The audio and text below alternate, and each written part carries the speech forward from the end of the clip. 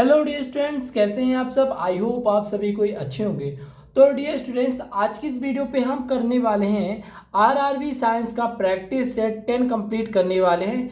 इस practice set 10 में हम ओनली 25 क्वेश्चंस का प्रैक्टिस सेट करने वाले हैं। यह जो प्रैक्टिस सेट है दोस्तों, प्यारे प्यारे बच्चों, यहाँ से आपके कंपटीशन वाले एग्जाम, चाहे वो रेलवे के जितने भी एग्जाम हो, उसके अलावा जितने भी गवर्नमेंट एग्जाम हो, हर जगह से इसके प्रैक्टिस सेट से क्वेश्चन मुझे देखने को मिल रहा है। तो आज की इस वीडियो पे मैं आप सभी के साथ मिलकर इस प्रैक्टिस सेट को करने वाला हूं और इस प्रैक्टिस सेट में मैं आपको जितने भी क्वेश्चंस कंप्लीट कराऊंगा, आप देख सकते हो जितने भी क्वेश्चंस को कराने वाला हूं, उन सभी क्वेश्चंस को मैं आपको इतने अच्छे तरीके से समझा के एक्सप्लेन करके बताऊंगा ताकि वो क्वेश्चन आपको कभी भी भूल नहीं पाएगा। जी हाँ बच्चों, वो क्वेश्चन आपको कभी भी नहीं भूल पाएगा। और यदि आपको इस प्रैक्टिस सेट का पीडीएफ चाहिए तो आप डिस्क्रिप्शन में दिए गए टेलीग्राम लिंक को ज्वाइन कर सकते हैं, जहां पर आपको इसका पूरा पीडीएफ भी मिल जाएगा। और यदि आपको इस प्रैक्टिस सेट का कंप्लीट देखना है तो इसके लिए हम हमारे चैनल पे एक प्लेलिस्ट भी है, आप वहां से जाकर इसका प्रॉपर आप पूरा प्लेलिस्ट देख करके पूरे प्रैक्टिस सेट को लगा सकते हैं। तो फ्रेंड्स, यदि वीडियो पसंद आएगी तो प्लीज़ वीडियो को लाइक कर लीजिएगा, चैनल को सब्सक्राइब कर लीजिएगा और अपने तमाम दोस्तों के साथ शेयर जरूर कर दीजिएगा, ताकि जैसे ही प्रैक्टिस सेट 11 अपलोड हो हमारे इस यूट्यूब चैनल पे तो उसका नोटिफिकेशन मिल सके और आप अपने एग्जाम की तैयारी बेहतर तरीके से कर सके। तो चलिए वीडियो स्टार्ट करते हैं फ्रेंड्स। तो सबसे पहला प्रश्न आता है, गुरुत्वाकर्षण का सिद्धांत किसने प्रतिपादित किया था। यहाँ पर ऑप्शन दिया आइंस्टीन ने, आर्यभट्ट ने, न्यूटन ने या रामानुजन ने। तो आपको बताना है कि गुरुत्वाकर्षण का सिद्धांत किसने दिया था। तो आइंस्टीन ने E=mc का समीकरण दिया था, तो आइंस्टीन तो होगा नहीं डियर स्टूडेंट्स। आर्यभट्ट तो होंगे नहीं, ठीक है ना। अब आपको पता है, आप सभी को कमेंट करके बताना है कि आर्यभट्ट ने किसका खोज किया था, ठीक है।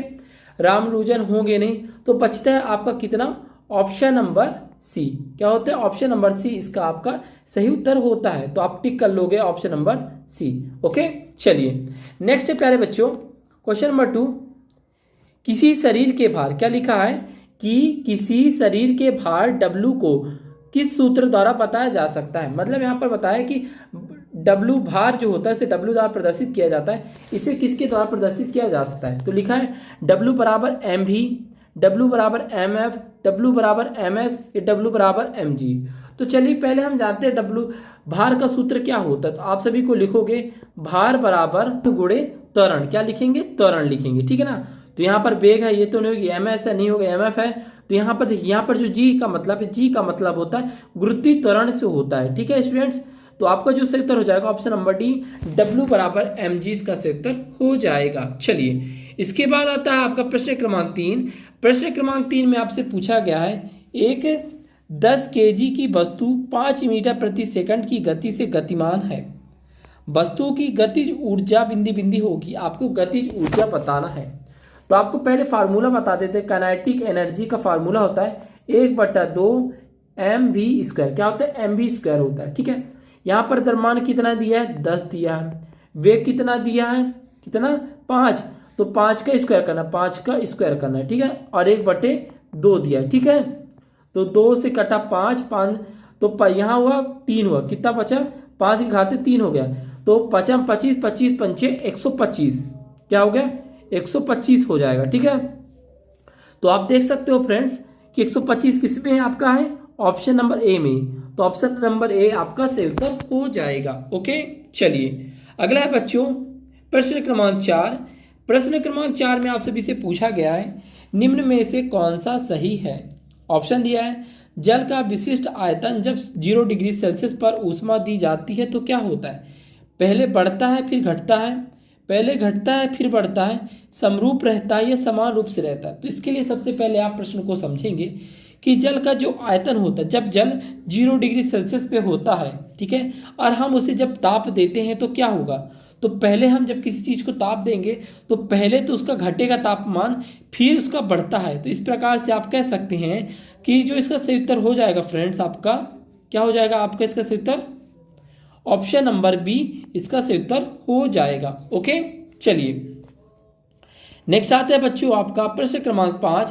प्रश्न क्रमांक 5 में पूछा गया है कि यदि किसी वस्तु को, क्या बोला गया है कि यदि किसी वस्तु को अवतल दर्पण के वक्रता केंद्र C के केंद्र पर क्या अवतल दर्पण O हो गया, फोकस हो गया, और यहाँ पर C हो गया। ठीक है, वक्रता केंद्र पर रखा जाता तो प्रतिबिंब कैसा बनेगा।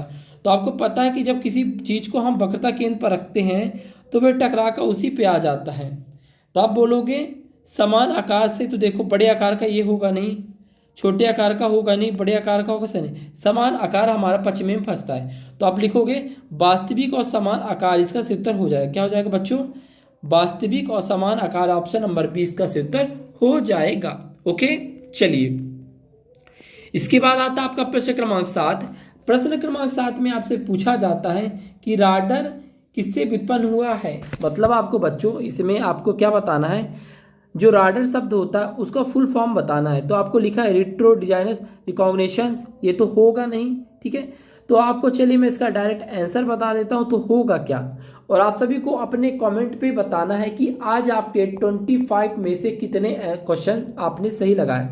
तो जो इसका सही उत्तर हो जाएगा ऑप्शन नंबर डी हो जाएगा, रेडियो डिटेक्शन एंड रेंजिंग। क्या हो जाएगा, रेडियो डिटेक्शन एंड रेंजिंग, इसका सही उत्तर हो जाएगा।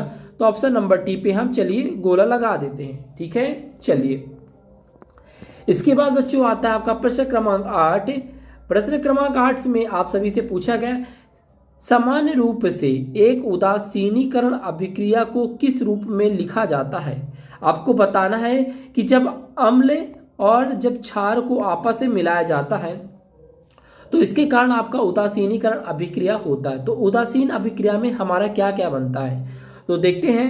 उदासीन अभिक्रिया में हमें यह सबसे पहले याद रखना है, हमारे लवण तो बनेंगे और जल भी बनेगा।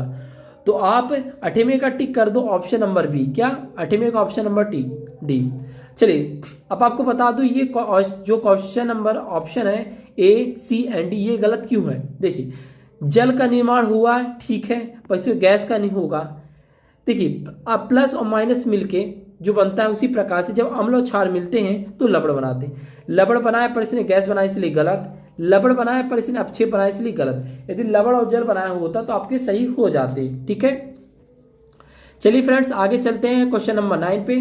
क्वेश्चन नंबर 9 पे पूछा गया है धातु आघात वर्धनी और कोमल होती है, कि जो धातु होती है वो आघात वर्धनी और कोमल क्यों होती है। ऑप्शन पूछा गया है परमाणु घनिष्ठ समूह बनाते हैं, ठीक है, धातु चमक सकती है, धातु के परमाणु की परतें एक दूसरे पर फिसल सकती है, धातु ध्वनि उत्पन्न कर सकती है। तो देखिए घनिष्ठ समूह इसका होगा नहीं, धातु चमकती है तो इसका भी कोई इससे बात से लेना देना नहीं है।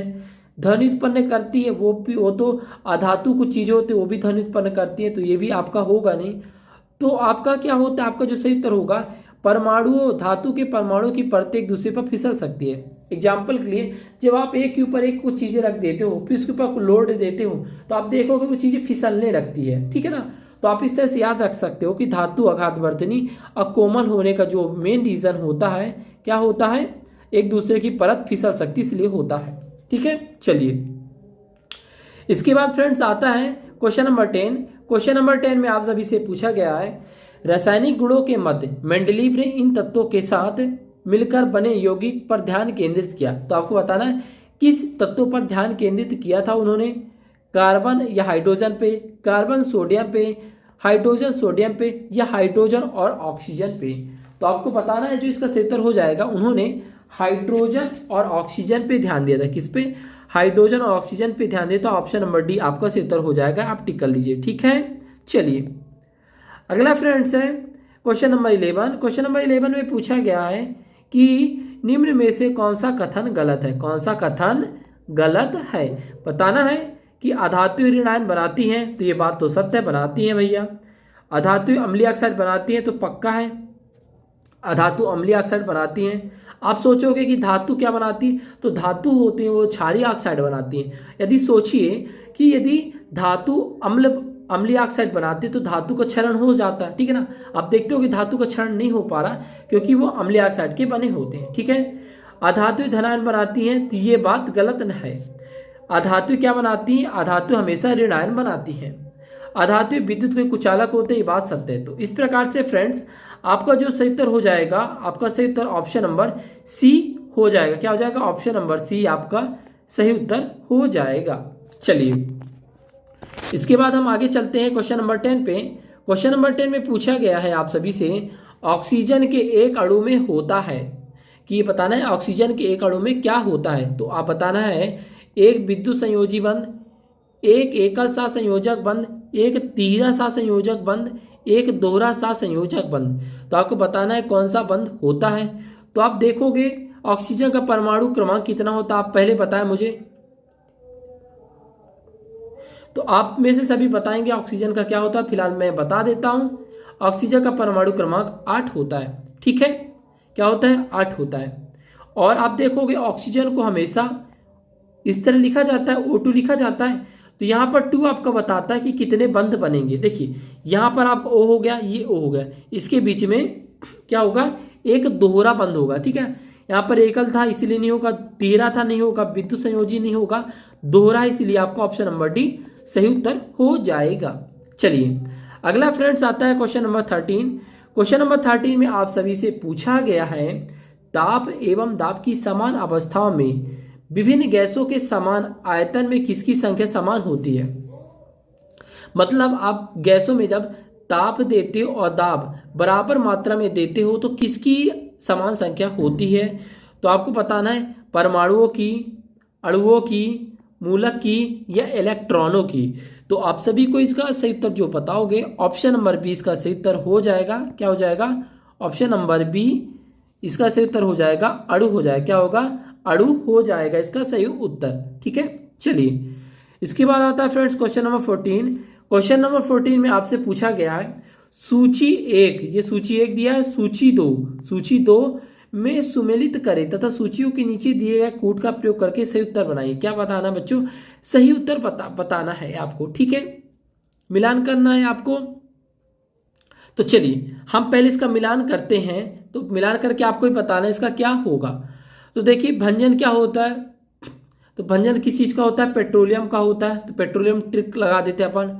ठीक है, प्रगलन किसका होता है, प्रगलन हमेशा क्या होता है, ताम्र का होता है। क्या होता है, ताम्र का होता है। देखो अब मैं आपको सही तरीके से समझा, भांजन। ठीक है, तो आप गाड़ी में पेट्रोल डाल के भांजते हो, मतलब गाड़ी स्टार्ट करके अच्छे तेज मुड़ेते हो गाड़ी को चलाने के लिए। हाँ, तो आप इससे याद कर लो कि भंजन किस में होता है, पेट्रोलियम में होता है। प्रगलन, यदि आप तांबा खा लोगे तो क्या हो जाओगे, पगला जाओगे। तो आप याद कर लो कि प्रगलन किस में होता है, तांबा में होता है। ठीक है, हाइड्रोनीकरण, तो हाइड्रोनीकरण किस में होता है फ्रेंड्स, हाइड्रोजन किस में होता है, खाद्य वसा में। किस में होता है, खाद्य वसा में होता है। किस में, खाद्य वसा में होता है। ठीक है, अब बताता हूं आपको। अब देखोगे जो गांव से होंगे तो कभी आपके घर में मवेशियां होती है, उनके मवेशियों को मल के आप जहां पर इकट्ठा करते हो, फिर जब उसे आप निकाल के खेतों में फेंकने जाते हो तो आप देखो कि वहां पर बहुत गर्म गर्म फील होता है। ठीक है, तो आप इससे याद कर सकोगे हाइड्रोजन बहुत मतलब ज्वलनशील होता है, जो गर्मी प्रदान करता है, बहुत ज़्यादा मात्रा में हीट देता है, इसलिए इसका खाद्य वसा उत्तर हो जाएगा। वॉल्कनीकरण, तो आप याद करो कि वॉल्कनीकरण क्या होगा, रबड़ हो जाएगा। ठीक है, तो इस प्रकार से आप इसे टिक कर लीजिएगा। तो चलिए हम अगले चलते हैं क्वेश्चन नंबर 14 में। तो आप इसका इस जो टिक कर लोगे बच्चों इस पर, अभी यहाँ पर आपको दिया है, तो ऑप्शन नंबर बी आपका इसका सही उत्तर हो जाएगा। ठीक है, चलिए इसके बाद आता है क्वेश्चन नंबर 15 में। क्वेश्चन नंबर 15 में आप सभी से पूछा गया है साधारण कांच ठोस मिश्रण होता है कि आपका जो कांच होता है यह किस किस का मिश्रण होता है। ठीक है, ऑप्शन दिए गए सिलिका, चूना, नाइट्रस ऑक्साइड, लौह कणु का, सिलिकॉन, पोटेशियम, चूना, सिलिकेट और सोडियम का, सिलिका, सोडियम सिलिकेट और कैल्शियम सिलिकेट, सिलिकॉन, सिलिका, चूना, नाइट्रस ऑक्साइड।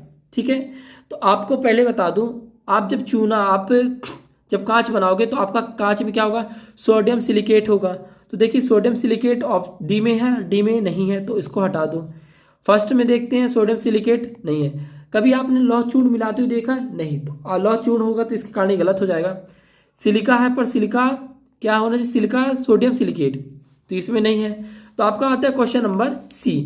तो आपका क्वेश्चन नंबर सी आपका सही उत्तर हो जाएगा प्यारे बच्चों। ठीक है, चलिए इसके बाद बच्चों आपका आता है क्वेश्चन नंबर 15। ठीक है, सॉरी 15 हो गया, 16 आता है।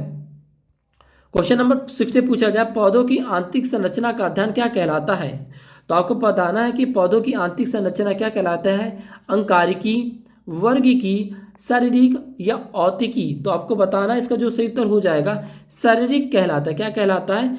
शारीरिक कहलाता है। देखो, जब पौधों की हम आंतरिक संरचना, जब पौधों को हम अंदरी चार्ज करेंगे, ठीक है ना, तो उसको क्या कहलाते हैं? शारीरिक कहलाता है। क्या कहलाता है? शारीरिक कहलाता है। आपको ऑप्शन नंबर सी सही उत्तर हो जाएगा। चलिए, इसके बाद आता है क्वेश्चन नंबर 17। क्वेश्चन नंबर 17 में आप सभी से पूछा गया है डीएनए अनुक्रम में जीन को चिन्हित करने की प्रक्रिया को क्या कहा जाता है? क्या कहा जाता है आपको बताना है। Gene expression, sequence assembly, annotation या प्रोटियोमिक्स कहा जाता है। क्या कहा जाता है आपको बताना है। तो इसका जो सही उत्तर हो जाएगा बच्चों आपका क्वेश्चन नंबर 17 का एनोटेशन, ऑप्शन नंबर सी आपका सही उत्तर हो जाएगा। कि डीएनए अनुक्रम में जीन को चिन्हित करने की जो प्रक्रिया होती है, मतलब जिससे उसे पहचाना जाता है, किससे पहचाना जाता है? सीक्वेंस असेंबली तो कंप्यूटर की भाषा है, तो इससे तो हम पहचानेंगे नहीं यार, ठीक है। तो अब बी वाला तो अपना गलत हो जाएगा। प्रोटियोमिक्स नहीं होगा, जीन एक्सपेंशन नहीं होगा, एनोटेंशन मतलब टेंस। अब इसको याद कैसे करना है? यदि आपको भूलता हो तो आप ये याद करो कि डीएनए में जिसके पापा टेंशन लेते हैं उसके लड़के बच्चे भी टेंशन है, जिसके पापा के बाल झड़े रहते हैं उनके बच्चों के बाल झड़े रहते हैं। क्यों? क्योंकि वो टेंशन लेते हैं, और टेंशन लेने की बीमारी जो होती पीढ़ी दर पीढ़ी आती है, ठीक है। तो इस प्रकार से क्वेश्चन नंबर 17 का आप ऑप्शन नंबर सी टिक कर लीजिएगा। इसके बाद आता है बच्चों क्वेश्चन नंबर 18।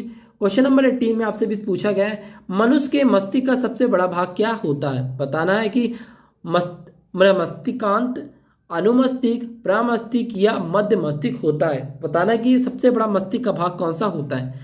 तो आप बताओ क्या होता है? प्रमस्तिष्क। प्रमस्तिष्क मतलब आपका जो मस्तिष्क का फोर हेड होता है, आप बोलते हो माथा, हाँ वही आपका फोर हेड है, जिसे आप कहते हो हिंदी में प्रमस्तिष्क, जो कि मस्तिष्क का सबसे बड़ा भाग होता है, ठीक है।